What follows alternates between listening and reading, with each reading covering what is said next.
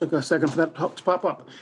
When you watched Ohio State's offensive performance on Friday, whether it was live or on video, what were your impressions, and how much of a challenge is that going to be for you guys?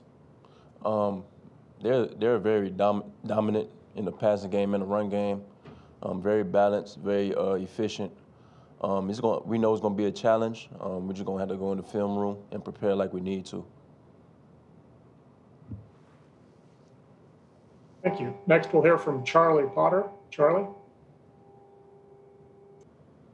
Yeah, hey, Pat. Just wanted to ask you about Mac and Smitty. Just how happy are you guys for them to be Heisman finalists, and what's it been like for you as a defensive player to go up against them too this year? They're probably not as excited as we are, but as a team, we're very excited for them. They deserve it, a very prestigious award. You know, they worked hard for it, and we're just excited for it tomorrow. You know, whoever wins it, we're going to be happy for them. You know, just going against some guys every day, you know, it makes me better as a football player, but it also taught me, like, you know, going against guys like that, when you go on the field, it makes you 100 times better on game day. So, you know, it was a great opportunity for me, and, you know, with that individual success comes team success as well. Without the team, you know, we never would have known about those awards like that. So, you know.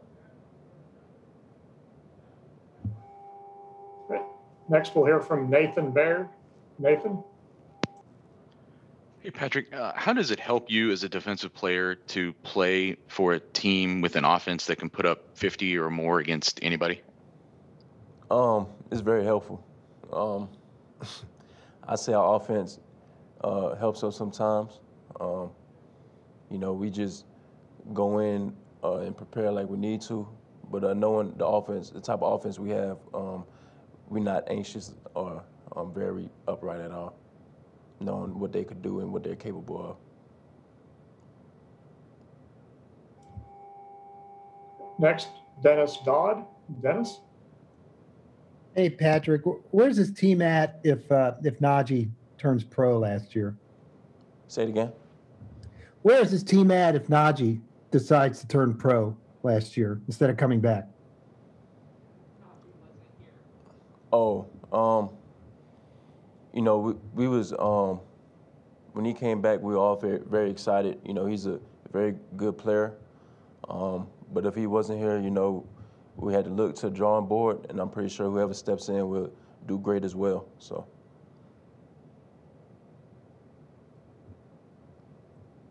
Next, Patrick Murphy. Patrick? Patrick, I'm curious how much you've watched of Ohio State's receiving core, specifically Chris Olave, who obviously had the big game against Clemson, what you've seen out of that group. They're very finesse type of receivers. They got speed, they're vertical threats, but they also run great routes. It's going to be a challenge for us as a secondary and as a unit. So we're going to watch film on them and prepare like we need to focus on, you know, their concepts and what they like to do. Next, we'll hear from Tim May. Tim? Thank you very much. I was wondering, Patrick, as you watched Justin Fields, I would think you watched a little bit of that game the other night. Maybe you didn't, but, you know, he got hit in the back, came back in that game, threw for over 300 yards against those guys. And just what's your impression of Justin Fields, both from what you've heard about him through the last couple of years and then coming out of that game on Friday night? He's a high competitor. You know, he leads the team the right way. You know, they go off of him. And for him to come back in the game, that just shows, like I said, what type of competitor he is and what type of toughness he has. And their team success, you know, builds around him. So, you know, he's a great player all in all. Next, we'll hear from Stephen Means. Stephen? Hey, Patrick. Pre-injury, how did going against Jalen Waddle and Devonta Smith in practice every day, that combination of a slot receiver and an outside receiver, maybe prepare you for what you're going to see against Ohio State with Garrett Wilson and Chris Olave? You know, going against those guys every day in practice, you know, it's like a game day type of situation. So, like, every time I go against them, I treat it like a game, like a situation, like I said. And it helps me prepare for the game, you know, because you're going to see talent like that in the game. But it doesn't get any better than that, what you go against in practice. So, you know, it helps me get better and see what I could improve on and stuff like that. Next, we'll hear from Ashley Herman. Ashley? Hey, Pat, I know you probably are thinking about this, but, you know, playing at home, how much does that mean to you? And where does it like fall like in your mind? Like, is it stay in the back of your mind, or where's that fall in importance? It's pretty exciting, you know, to play back at home.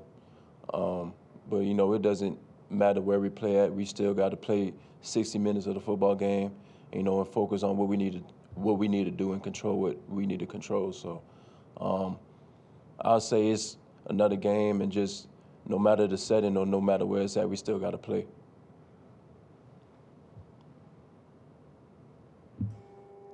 Next, we'll hear from Dan Hope. Dan? Hey, Patrick, you guys have had a couple games against Ole Miss and Florida where your defense gave up a lot of points. Just what do you think went wrong for your defense in those games, and does that concern you at all going to play an offense like Ohio State? Going to those games, I felt like we wasn't as communicative as like we needed to be. We wasn't flying around. We gave up big plays due to like mental errors and stuff like that. Things that we can improve on in the film room and in practice. And, you know, we just focus on and control on what we need to do to improve each week. So looking forward to this game. You know, nothing's changed. We just got to, you know, focus and prepare the right way. Thank you. Next is Bill Rabinowitz. Bill? Yes, I already asked my question, but I will ask another one. What stands out to you the most about Justin Fields? His arm. He's got a tremendous arm. He's very accurate as well. He could put the ball wherever he needs to, and he's very mobile in the pocket. You know, he's a virtual threat. And, you know, he could beat teams multiple ways with his arm and legs. So, you know, he's a good player. Next up, we'll hear from Anthony Euro. Anthony? Hey, Pat, so talk about coming back home. What's the feeling of knowing that family and friends are going to be there to watch you play at Hard Rock? It's going to be a tremendous feeling. You know, having them come and support me back at home, you know, it'd be a great feeling. You know, I just got to show out and make them happy, make them proud, you know. Yeah, and one more question for you. How does it feel, you know, to give any advice to anybody from South Florida to be in the position that you are today? I just say work hard, and, you know, South Florida, you know, there's talent everywhere. So your name will get called, and you will be on a bright stage like this. So, you know, just keep working and keep striving to perfection, you know. And our final question for today is from Steve Mouton. Steve? A lot of questions about the secondary heading into the season, and certainly you've elevated your game. There's no doubt about that. But I'm curious to get your thoughts on Brian Branch and really what you've seen development-wise out of him.